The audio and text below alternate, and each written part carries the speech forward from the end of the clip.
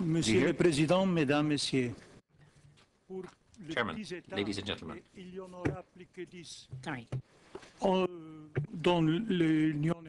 Now, there are about 10 small member states of the European Union, and for us it's very important to develop an effective, specific national economy with a view to preserving their economic sovereignty and their national identity within the European Union. Now, what COSAC does can also focus on that objective. Thank you. Thank you very much. Over to you, Vice President. Very much, and because of the pressure of the time, I tried to group the answers to, I would say, five blocks. The first one, I think, related to the issue of the legitimacy, cooperation with the Council, with the European Parliament, and these have been the questions which have been touched upon by Madame Strik, Mr. Lecter, Mr. Cassini, Mr. Neufito, also Mr. Foynor, and also by our Danish colleague, Madame Fries. The fact is that we are really moving to the new level of cooperation and deeper integration with unprecedented speed. I think we all would agree that if we would have this discussion 3 years ago, it would be very difficult to imagine that we would be discussing all these new instruments and all these new level of cooperations we have right now. Why we ended up there? Because I think that it's got quite clear that the institutional build-up we have, the ways how we've been cooperating together, is simply not matching the speed, the enormity of action of the financial markets, of economic players who somehow succeeded to get integrated even faster than the member states and the EU institution. And that simply we have to improve how we cooperate, how we legislate, how we proceed jointly, especially in the area of economic and monetary union, because this was the area where we felt the crisis the most. The result of the Lisbon Treaty was that the national parliaments got new, very important recognition, that the European Parliament got new powers, new legitimacy, became full-fledged legislator. But one of the results of the Lisbon Treaty was also the new subsidiarity check mechanism and improved political dialogue. So it means that from the side of the Commission, you are getting all the legislative proposals in your language at the same time as we are sending it to the European Parliament and to the Council, to the national governments. And I know that in different member states there are the different traditions, how quickly the discussion between the national government and national parliament can take place, how the documents are distributed. And from our side, we are trying to do utmost to be absolutely sure that we are sending all the proposals we have at the same time to all of you. In the specific problem related to the Council, I think that the better addressee would be, of course, the Presidency, but we'll be very happy also to discuss this in the course of our institutional cooperation. And if we can be of any help, I think we would be very gladly to do so. I think that the question of how the political dialogue got improved and where to look for the new accountability and new legitimacy, I think that we have seen that despite of the discussion which we have here and which I'm sure will continue also in the future, we see, I would say, a huge leap in the intensity of the communication between the national parliaments and the European Commission. Now we are getting really hundreds of the opinions every year, be it under the form of political dialogue and be it under the subsidiarity check mechanism, where I would say it grows quite substantially every year. And therefore, I have to confess, and I want to apologize to Madame Fries for the way how we respond to your questions. The fact is that we have self-imposed deadline and we should get the answer from us within 3 months. I can tell you that I'm very, very unhappy when I'm sending you the response, and the first sentence is that we are very sorry for a great delay, because I know how it is for you to receive the response which is after the delay of 3, 4, and or even longer delay, because you want to get the response from us faster.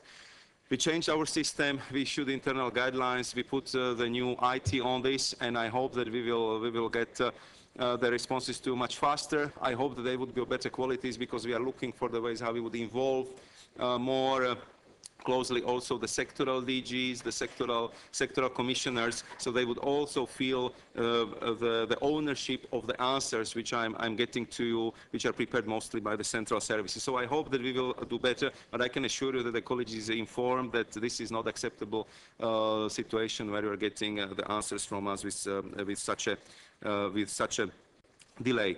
I think the discussion about the importance of the European Union, that it's more than the single market, and that the ultimate goal should be the political union. I can tell you that this is my conviction. This is a conviction of the European Commission.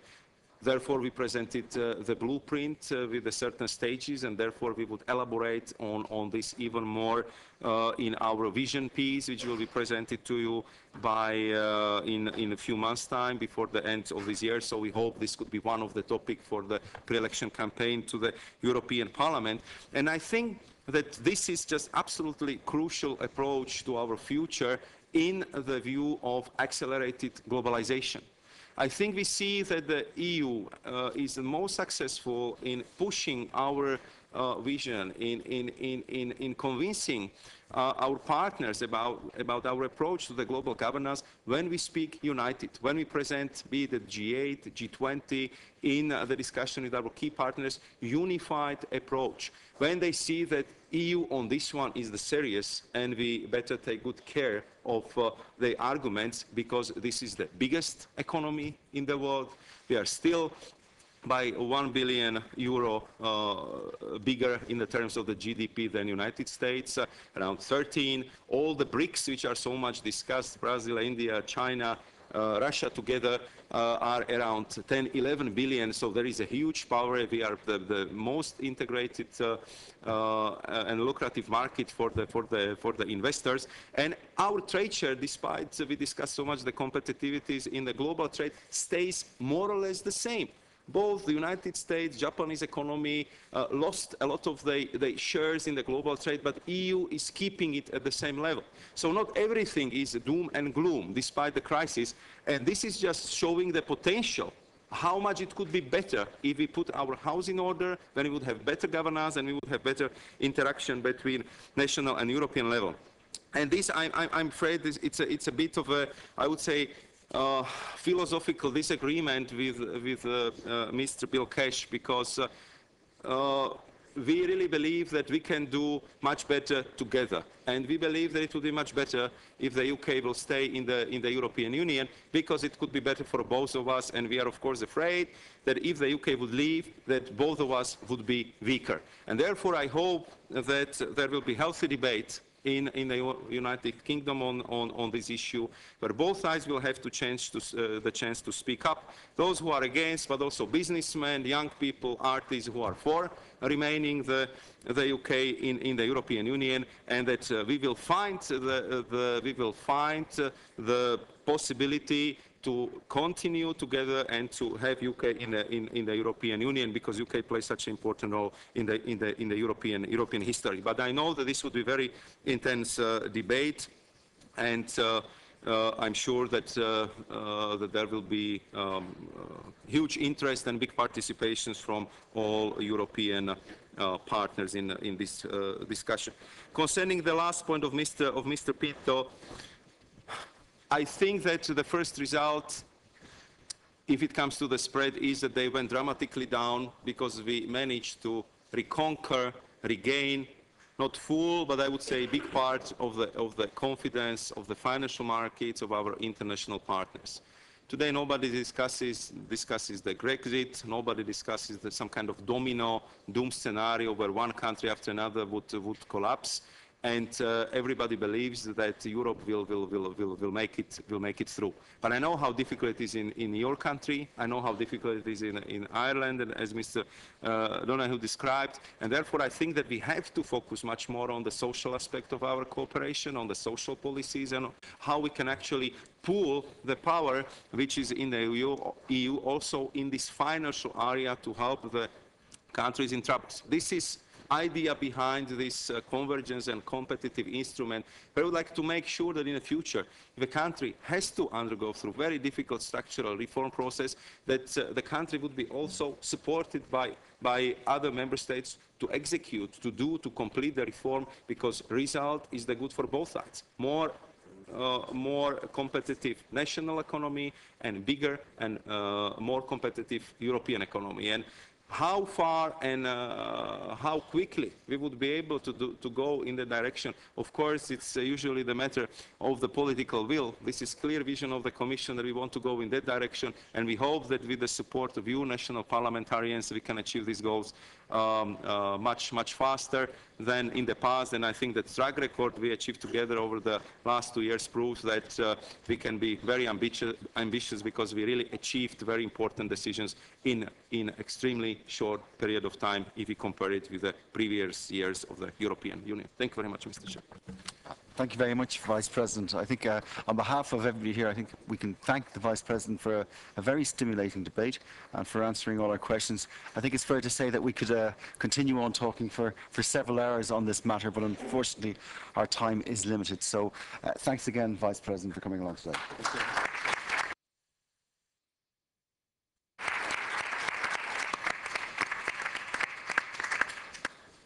Now, we have to conclude our meeting.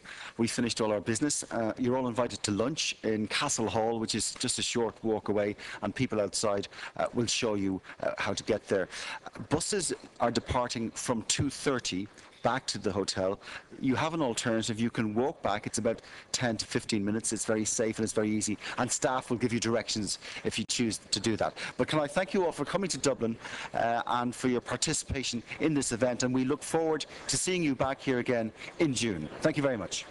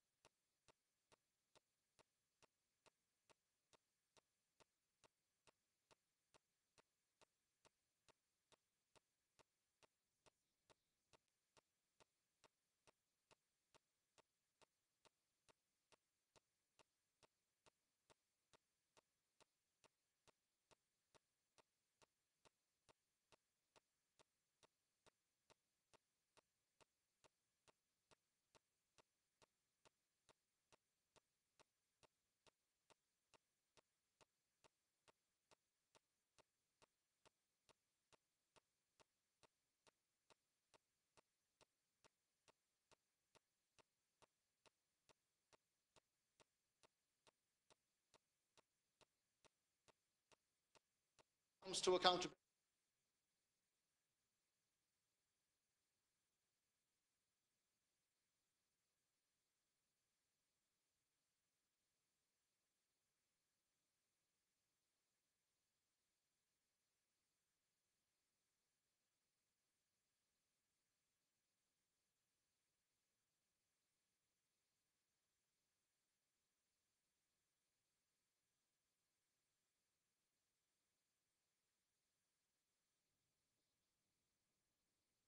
Make sure that that does not happen because of the benefits of it.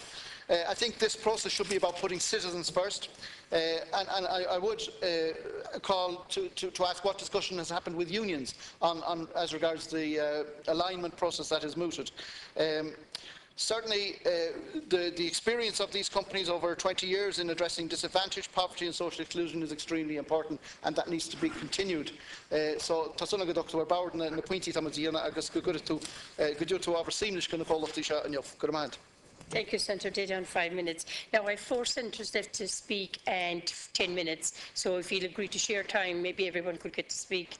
So, Senator Kelly, you're next. Share some of my time with Senator Walsh, really, and I'll try and finish in about 2 minutes if I can. Will you break it down? 3 and 2. 3 and 2, is that agreed? Or less if I can get through it. Is that agreed? Agreed, okay. Yeah, welcome again, Minister, to the House. And as was said already, real reform is about giving councillors more power. Now, I know we've had this discussion here before, and indeed I do to a degree agree with you that the councillors do have the power, but that they really are waiting for the next lollipop from the county manager, and that is the fact of life. And you know, what we have in local government at the moment is that the executive are running the councils and not the county councillors. Now, having said that, we have the same thing replicated, Minister, at government level. We have the civil servants running the country, and we've already said this here. And I've noticed myself from interaction with various ministers that they can't do anything. They're hamstrung by the civil servants. And I was interested to hear the debate on whether or not we should tax people an extra 3% that was earning 100,000 or more. And the media reports were saying that it was Fine Gael wouldn't do it unless Labour cut social welfare. I honestly believe it's just the civil servants telling the government what they were and were not willing to take, and that they weren't willing to take the pain. That's where I believe is the real story. And there's oftentimes I wonder, Minister, is there a need for politicians at all? Because you have the executive and the council running the council, and you have the civil service running the country. But anyway, just on a more parochial issue then, Minister, in relation to local government reform, the fact that my counterpart here, Senator Mooney in Leitrim, with 27,000 of a population, are going to retain 18 county councillors, and a population in Roscommon of 63,000 are only going to have the same number of county councillors. I am concerned about it, and I think that maybe it should really be looked at again. And I know that the County Council have made a submission on that particular issue to the Boundary Commission. So if there's anything you can do yourself, Minister, to look at it, I'd appreciate it. And also the fact that Monksland in County Roscommon is bigger than the town of Roscommon, Minister, right? And the rates bill that's being paid by Monksland to Roscommon County Council is 1.3 million per year. And there's some talk that Monksland should or may go in with at loan. Now, there is talk, because I know that Roscommon County Council have made a submission on this to the Boundary Commission, that there's some talk, which I think is a nonsense. And if it was to happen, I really wonder how it would pan out, considering... Pardon? Well, I'm delighted to hear that, Minister, because I wouldn't know how it would pan out with the rates in County Roscommon at 72 euro a square foot, and across the river in Athlone 52. But just 2 final questions, and simple questions, Minister. I want to compliment you for bringing in the grant for the septic tanks. I think it's a good initiative. Fair play to you. But I would like to know: is that an 80% grant? Is that 4,000? Or is it a maximum grant? Can a lesser grant be paid? Or what kind of money has to be invested in upgrading of a septic tank for you to avail of the 4,000 grant? And just finally, Minister, have you, I know, with Centre, you're reaching just to finally, Centre Watch's time. finally, in relation to ghost housing estates, I know it's moving slightly away from the subject, but have you looked at the ghost housing estates around the country with a view to maybe in some cases demolishing some of them?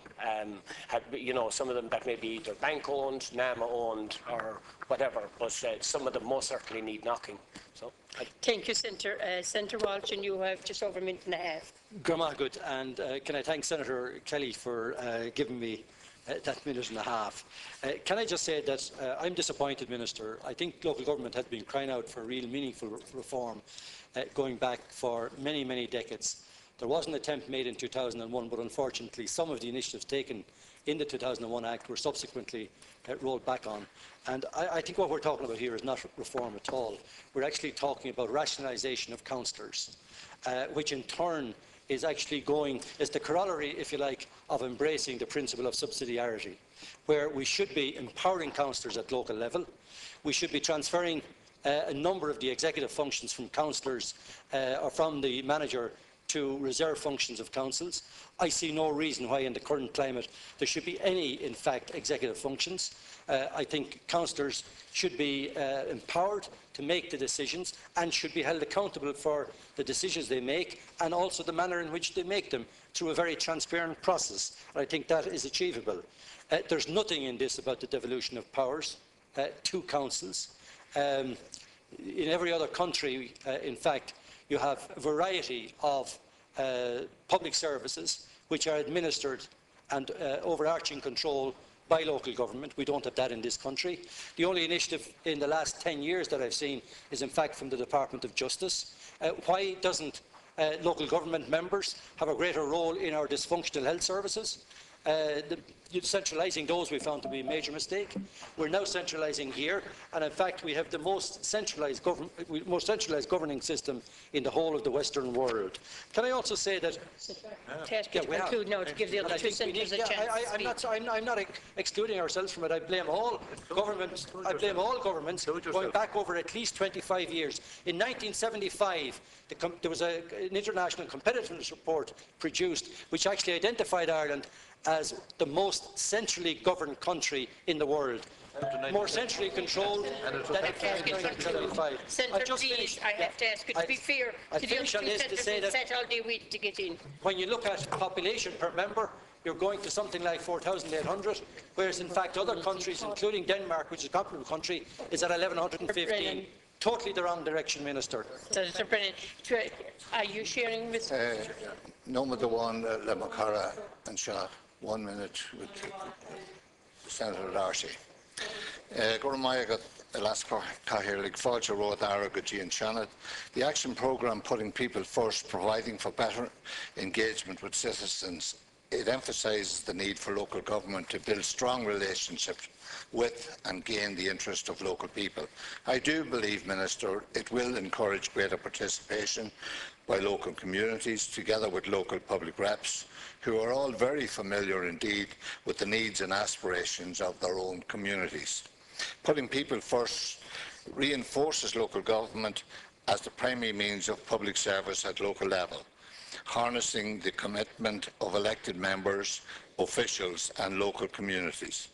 You are, Minister, totally committed to building stronger, more cohesive local government, giving it a greater capacity not only to address the challenges we face, but also to promote local community, social and economic development, and collectively to maximise the strengths of our country as a place in which to live, to invest, to work in and indeed to play in. The system of local government is being brought into the 21st century, I believe, as a critical part of this process. The emphasis in the action programme is to enable local government to deliver more to the community it serves, be more accountable, and build a stronger relationship between, I believe, Minister, local authorities have a vital role to play in delivering essential services to our communities. I just want to conclude with this message, Minister, if I can read my own writing. Senator Darcy won't get in if you continue. So. Fair enough. Okay. Thank you. Senator Darcy.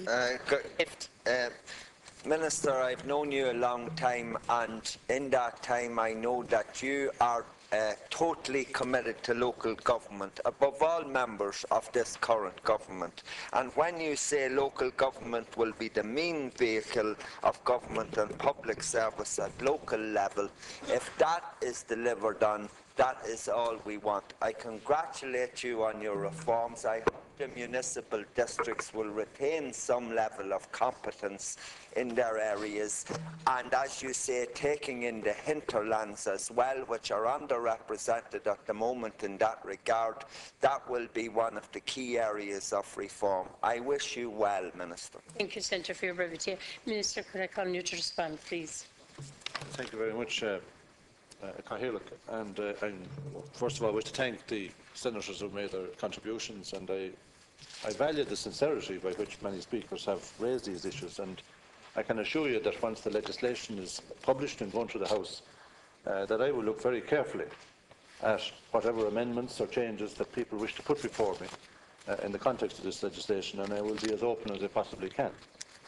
We are operating on the back in a situation where we have the backdrop of financial restrictions, and I think people in this House shouldn't be immune to that. I certainly cannot be immune to it as a member of government who have a very difficult situation to deal with.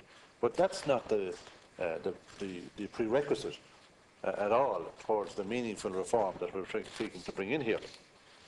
People, I think, who read the document, the full document, will have answered a lot of the questions that were raised here today. And I think that it would be useful for our senators, and it's clearly evident that not everybody has read the document, should read it in full and see the type of functions that we're seeking to bring about and evolve as much as we possibly can to local level. Many contributors want structures, but not power or responsibility. Can't have it everywhere.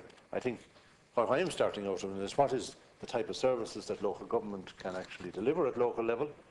It's clearly set out in the document the principal position of that wherever at national level or at national agency level that a service can be delivered as close as possible to the citizen, that the vehicle by which that can be delivered initially and should be looked at is the vehicle of local government. We have existing structures there, existing service provision opportunities there, and therefore that is the first place that we must look at and how we can deliver any new service or any existing service that an agency of the state is delivering at the moment. And that, I think, provides an opportunity for us all to look at how we can get agreement between departments, between agencies, and between us all in terms of the maximum delivery there. Like, for example, councillors now, once this reform goes through, will have to adopt all programmes and all service delivery across the range of services that they deliver in local authority. They will have to adopt all service level agreements between national bodies and local bodies. They will have to adopt all economic strategies and community strategies, which they can't do at the moment. And they also, of course, this is the difficult bit, they'll have to adopt revenue-raising opportunities as well, in order to ensure that the priorities that they have outlined in their strategies and in their budget can actually be delivered upon. I come from a family my late father was a councillor from 1955 to 1982, and up to the time of his untimely death, that he actually had more power to deliver for local services as a councillor in the 60s and 70s and 80s than I had as a councillor subsequently after 1982. And that is, I suppose, where I'm coming from, in a genuine way, to say to the people in this House who have a close relationship with councillors, that I won't be found wanting in relation to devolution of responsibility from national to local, and any revenue-raising opportunities or any powers to implement those programmes at local level is what we should be all about in legislation. We can't have it everywhere.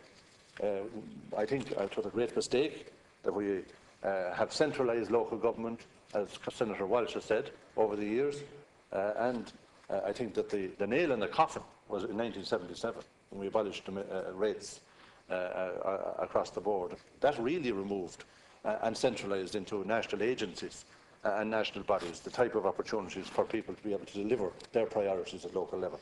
And I want to change that.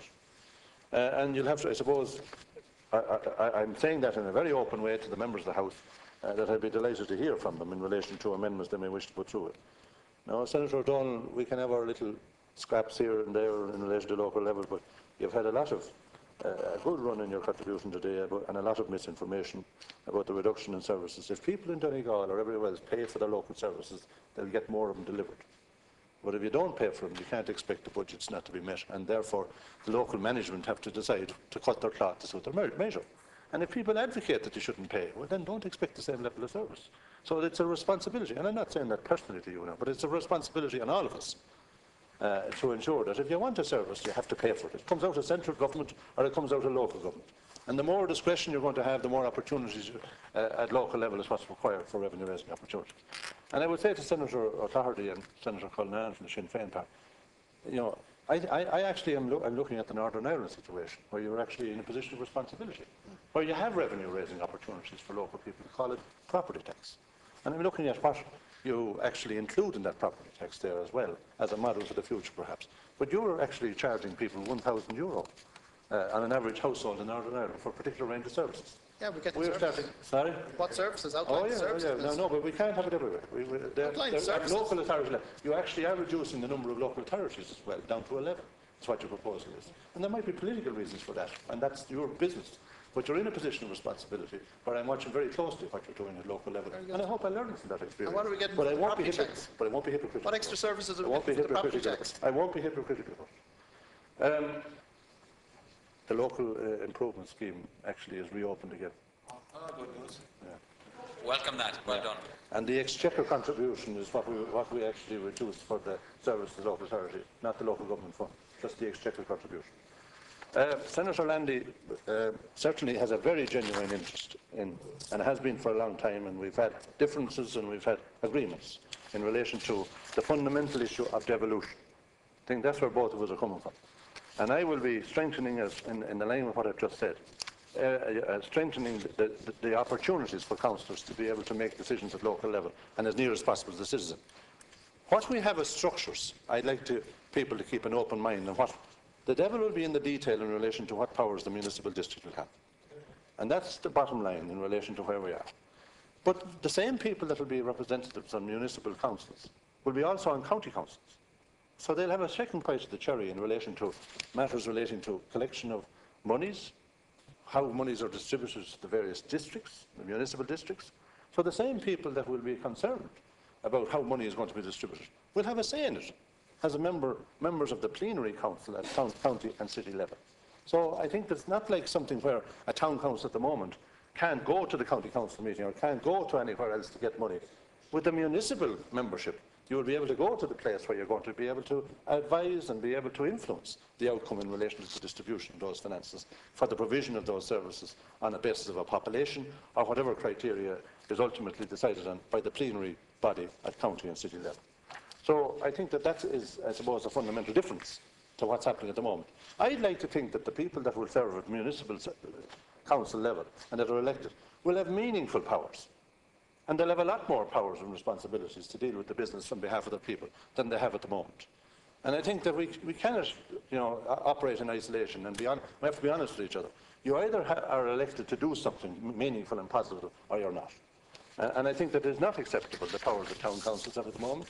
But I hope that we'll be able to see in the overall suite of powers that municipal councils will have that it will be a massive improvement and an upgrade of the principal focus being the town and the principal focus being the town and the hinterland in the delivery of the services for that particular area. The naming of districts, as Senator Keane mentioned, that's a matter of really for the local government boundary review committee. I'm not going to micromanage submissions that are made from Kerry or anywhere else.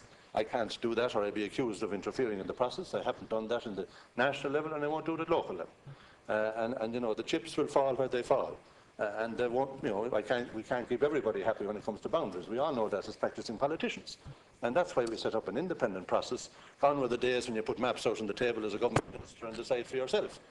Those days are over. And I think that's a welcome development. Often people that were very smart as ministers for the environment in their view in the past sought to influence that in the past in terms of boundaries, and they got badly caught out in relation to these matters. So we're not going to go down that particular route again. So there will be a local government boundary review. It will report by the end of May. It's given people the opportunity who wish to be candidates to have a look at the boundaries and see if they wish to contest either independently or with parties. And it's between 6 and 10 members. Now, if somebody has 8% of the vote on the first count, I'd say they'll have a very good chance of getting elected.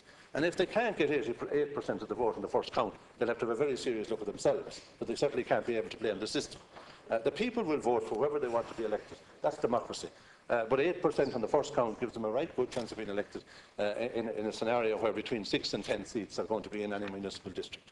So I think that that's a modest quota will be required for people that have the genuine warmth of their electorate rather than the cold winds which all of us feel from time to time. And that's reflected in the terms of reference, and that's why the areas that we picked and the size of them is to give some opportunity, not just for, I think Senator Landy, I disagree with you, that smaller parties have no chance of getting elected. In line with what I've just said, I think people that either independents or smaller parties have a lot better chance than they have under the present system, where there's a lot of 3-seaters and a lot of 4-seaters. A lot of 3-seaters. The mayoral status, cities, boroughs and municipal districts with county towns and towns over 20,000 population will retain mayoral status. Then you raised a couple of other matters about the merging of the organisations. We're certainly going to have a good chat with the ACCC and the AMIA, and I want to welcome the President, Councillor Callan, here today, and I want to assure him and his colleagues that I will be working very closely with them over the coming months in relation to dealing with the legislation. And I expect that the legislation will be published before the summer recess, but it will not be put through before the summer recess. There will be plenty of opportunity over the summer months and into the autumn session for people to tease out and study the legislation and to improve it where possible. So between now and the end of the year should be sufficient time to put the legislation through and to give more time, as Senator Landy has quietly sought and others have as well. I think also another key matter raised by Senator Keane is the relationship between the manager and the local authority member. And it is a relationship at the moment that often councillors don't realise the extent of the influence that they can bring to bear on the outcome of a process, whether that's not just for budgets or development plans, but for many other things. So we're going to make it a lot more explicit in terms of whose power and responsibility it is for each of the service plan deliveries that you will have in your particular area. And I want to ensure that the manager is the chief executive officer and the board of directors are the democratically elected local councillors, and that they will have the final say on the outcome of as much as we possibly can outside of the normal doctor-client relationship or the issues in relation to allocation of houses or housing or whatever the appropriate mechanisms are there to ensure that there is not corruption in the system or in bias in the system that's against the best wishes of the citizen as well. But the councillor, in as far as possible, will be the people elected locally that will have the position as board of directors in order to facilitate the chief executive to carry out their wishes, not the other way around as what it is at the moment. So I think that several senators have mentioned that. Now, Senator Barrett, you mentioned, I know that you have a lot of experience in the state body, which arose from many matters about merging the health system, and I'm sure it was a very interesting experience that you had from the health authorities going into one. And I think you saw at first hand, and I'm sure you did, the difficulties that there is in order to reverse that, where you have greater devolution of responsibility at local level, which I think that was the fundamental mistake that was made of centralising the health system into a very major bureaucracy, which was now, we see unfortunately the difficulties in reversing the role and in creating the type of better delivery of services. It was set up for the wrong reason, which was set up for the purposes of having a structure in place rather than actually how it was going to deliver to the system. And I would like to assure you, Senator Barrett, that the efficiencies that I mentioned in the Monaghan report, there was 106 recommendations. 105 of them are going to be implemented. The only one I'm not implementing is I'm retaining the manager. McLaughlin said that we should have 21 local authorities, not 34. I'm not having a manager in charge of several other counties or regional managers. I think that people are entitled to know who's in charge. in each local authority. We can have a lot of coordination and lead authorities in each region and indeed nationally for a lot of services, which is essential. But we identified €511 million of savings under the document. The €420 million will be in addition to that. Better procurement, better delivery of services, less people at senior management level. We have provision in the document, in the policy statement for a merging of directors of services or fire officers or librarians or people at senior level. You do not need one county librarian in every county, in my view. You could need a sufficient person in charge on a regional basis or in a couple of counties together. But you do not need the level of senior management in all of the levels that is built up under better local government.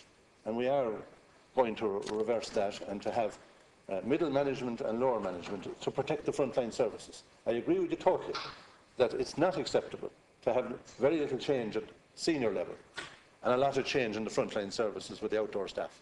And I'm trying to address that under the workforce planning.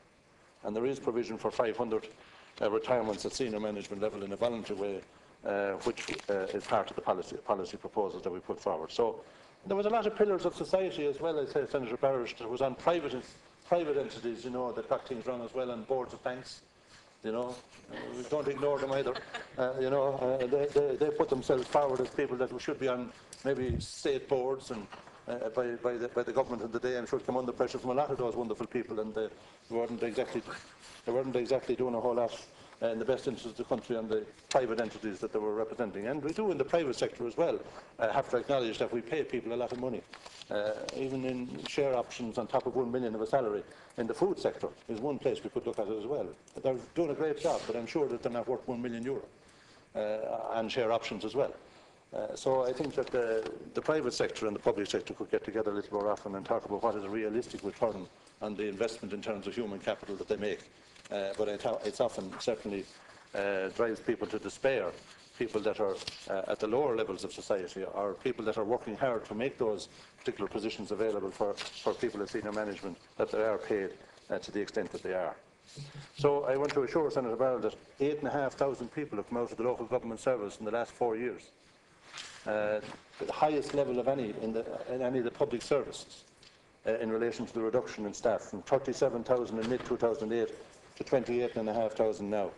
That's a substantial contribution towards dealing with the fiscal problems that we have. And at the same time, local authorities are expected to deliver a quality service. To interrupt you, you're on full flow, but there are 2 ministers outside waiting to come in, so if you could conclude as quickly as possible. Well, I'm very short. Thank you. Senator Cullinan, I know he mentioned Waterford, and he regularly mentions Waterford, and I'd expect him to do so. But I want to assure him as well that the actions that we're taking in Waterford is to improve the status of Waterford, as Senator Cummins has said. And the status of Gateway that they had for so long, what did it get, Waterford? You have no point in having status if you don't have the resources, or you don't have the development plans that can be implemented. We all have status, such as hub status and gateway status. They're meaningless if you don't have the resources to implement the plans associated with those. And I'm sorry you didn't acknowledge that I kept Galway City and Galway County apart from each other. Obviously you don't get on. Anyway, the recommendations in Waterford are part of a process of bringing together an entity that will represent 114,000 people and provide strength to Waterford and the city. And the heritage and traditions and the mayoral status of Waterford will continue in the true metropolitan style that Limerick and Waterford and Galway and Cork and Dublin will enjoy. They are the capitals of the region. They need to be strengthened. And you may not realise this, Flaherty, but Senator Cullinan will. I think that nobody in Waterford will be happy at the decline of the city centre. And we're going to give that the necessary impetus, which I've already done with some major financial announcements in recent times, which of course Senator Cullinan chose to ignore, not to mention. On the alignment, a lot of people have mentioned the community sector. I met the representatives of the community sector yesterday. I have a very close working relationship with people in the community sector. And they know from their visit recently to Brussels, when they met members of the European Parliament and they met members of the Commission, and they know from the budgetary discussions that's going on at the moment under the Common Agricultural Policy that there's going to be a massive reduction in the Rural Development Programme funds. It's already well signalled by the people that they met over in Brussels. So you don't need the same structures, first of all, to meet a budget requirement that's probably going to be 50% lower. Now, the LCDP programme and all of those programmes are part and parcel of a wider delivery of services to those particular areas. But what I mean by alignment of the community and local authorities is that they work closely together. We have an enormous expense of 1,968 people working in the community and partnership sector at the moment. Do we need to provide synergies to ensure that we have savings in administration and that we have that money that we have left over ready to provide the services, the frontline services? This is the challenge for everybody. Are they interested in themselves, or are they interested in the services of the community? And the structures that we have there are actually not going to be the type of structures that we'll be able to afford in 2014 and beyond. And we have to look at then at what savings we can get through local government to continue with meeting some of the costs in relation to administration. And at the same time. Who will be in charge? Will it be the local government, permanent government, or the voluntary sector, or the 2,000? The democratically elected council will have a lot more say than they have than just sitting on a board. And the local community sector will be working with them. And they'll be working together, closer than ever, to ensure that the service delivery of the programmes to the citizen is the most important, not the structures. What will happen to jobs? So in conclusion, if you don't have enough money for any particular business, Senator Mooney, obviously you're not going to need the same amount of staff that you have, and there have to be redundancies. It'll all depend on the budgets. All depend at the end of the day on what is the precise amount of money that we get through the Common Agricultural Policy. And what I've said to the representatives of the Irish Leader Network, whom I met yesterday, that let's work together to see how we can reach agreement on the establishment of the socio-economic committees within local authorities and what role the local government sector and the community involvement in that sector would have. And we're meeting again in a few weeks to have a look at that. But we'll be meeting after we know what the budget is for the next round of leader funds, and we'll be meeting after we know the answers to a number of questions in relation to the alignment process that I initiated a year ago. But I think that the local government sector, the local government system and the local community sector will have to forge alliances more than ever before for the local development sector to bring about its survival in some instances, in some areas. They will require local government to help them, and equally I think that it's incumbent on local government to be more proactive, ensuring that the community sector is developed in their area. I think it's it's very noticeable as I go around the country that some county managers do not embrace the community and voluntary sector in the way that they should, and have not done so over the years. And I'm going to challenge them as well to forge the necessary links and relationships to embrace the community and voluntary sector that they haven't done before. So there's only going to be a finite amount of money available, and let's see how we can work together to ensure that the community programmes survive as far as possible, and that the local government sector is there to help them in administering those schemes more than ever before. So I want to again thank you, Cathaoirleach, for the opportunity of those points. But Septic thanks, Minister, the extension of the date. Well, I would ask Senator O'Donnell to confirm to the House that he is actually going to subsidise the people of €45 that he took unwillingly out and unwittingly out of their pocket by asking them not to register at all before the 28th of September date, where they could have got the registration done for a fiver. On a point of order, I asked no one not to register. I asked no one not to register. This is not to do with local government reform, and I think that so himself please. and other members of the lower house have done a great disservice to people who want to protect their groundwater quality, who want to do the right thing by the state. Publish the standard. And we see that we publish the standard. 1.7. Minister, this is nothing to do with local government reform, so could you refrain from answering it, please? In conclusion, thank you, Cathaoirleach, for the manner in which you have supported the people of Kerry and registered septic tanks, where 86% of the people have registered. Thank you very much. You'll be glad to know that Fianna Fáil has 11 public meetings in Donegal, information meetings on the tanks. Leader, when is it proposed to sit again, Leader, please? Matters on the adjournment.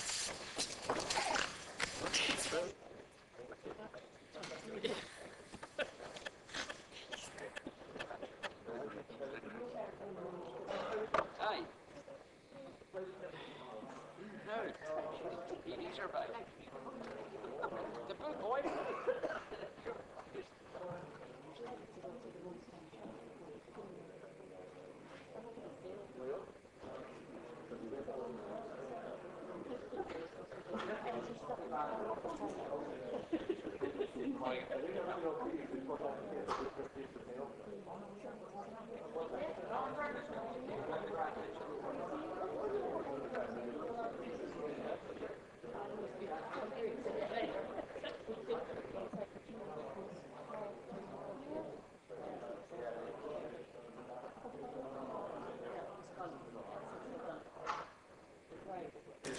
Welcome, Minister. Senator O'Donovan, do I need to sound on, do you know? No. No. No. Has he time? He's 4 minutes. Right, Senator O'Donovan, 4 minutes. Thank you. I raised this issue here, which I've raised before, about the ongoing flood situation affecting Skibbereen in particular, and also the point I particularly wish to raise tonight is the ongoing delay in implementing the flood relief strategy, and also the delay in putting in place a proper flood relief system. And just to say briefly to the Minister is that the public consultation day was held in January of 2012, which was approximately 4 months after the original scheduled day. The Stage 2 public exhibition day was scheduled for the 11th of April 2013. It has been already rescheduled from October, when it was originally supposed to have happened. So in the last, over the last 2 years, there's been between 9 and 12 months pushing out of all these various consultation days and exhibition days, which is causing severe concern. And just to mention to the Minister that in the last 6 weeks, in December, we had 4 flood weather warnings from Met Éireann and Cork County Council. In addition, we had 3 floods on the Mill Road on December the 18th, 19th, Friday the 21st-22nd of December, and on Friday the 18th of January. And most of these occasions, the water was within millimetres of flooding private houses and also businesses in the Skibbereen area. Needless to say, on some of these occasions, the road to the local hospital was blocked off because of the flood warnings. I would also like to put on record, Minister, my sincere thanks and gratitude for the local flood committee, who are a voluntary committee, and they've sometimes get a lot of criticism because they're not delivering, and I met with some of them, and over these flood warning dates that I've given, Minister, I think this should be acknowledged, they were up till 3, 4 and 5 o'clock in the morning, some nights, watching the flood, watching the water rise to ensure that it had reached its full flood level, and also made sure that it receded before they went to bed. This type of voluntary commitment, your predecessor here in the debate beforehand was talking about the voluntary sector. It's something that should be given credit. There's a group of amazing people who have done Trojan work, and obviously they act as a catalyst. They're very reasonable people. They're involved in the National Flood Forum. They're also involved in liaison with the local engineers in the council. They're also involved with meeting government reps, and I know that in the past Minister Martin Manser was down there, Senator Brian Hayes was down, with all due respect. He's due down again in a few months' time. But I'm deeply concerned that this is a town that for the last 40 years have suffered hugely as a result of flooding, and I know a lot of progress has been made in other towns like Fermoy, Mallow, Clonmel and Kilkenny. Good luck to them, but I'm making the case here tonight, Minister, that Skibbereen, the delay in relation to Skibbereen must be addressed, and that I understand there's funds there to address it, because it's going to be a 2 or 3 year job to implement what is being proposed for the Skibbereen flood relief scheme. But I think the community in Skibbereen, the elderly people living in the estates, the ratepayers in the businesses and so on, should not have to wait and suffer further consequences as a result, in their view and in my view, of inaction and pushing the evil day further out. And I think these delays are inexcusable, and I trust, Minister, you will have very positive news for me. Senator Minister. So here, I'd like to thank Senator Donovan for raising this very important issue on this issue just debated before here in the Senate.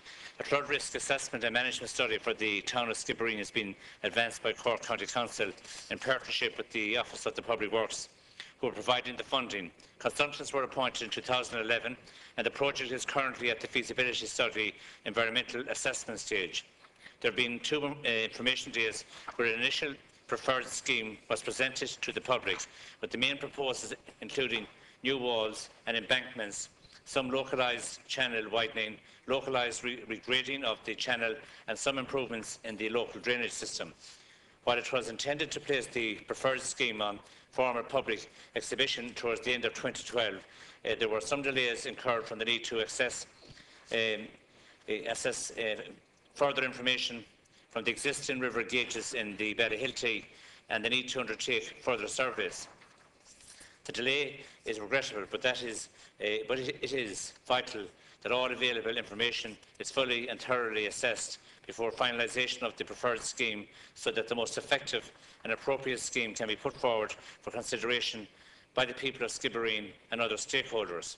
A date for the exhibition launch has now been set, and I am pleased to say that the process will commence on the 11th of April 2013, and the proposals will be on display for 1 month, with members of the design team attending on specified days to deal with queries from the public. Observations will be accepted for a further month, all of which will be assessed and responded to before further decisions are made on the progression of the scheme. The OPW and Cork County Council have been in discussions in relation to ways in which some of the delays can be made up.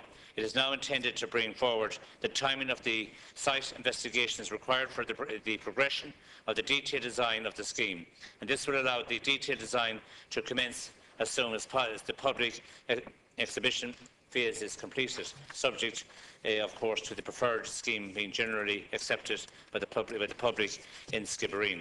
As you are aware, Senator, from previous discussions, Cork County Council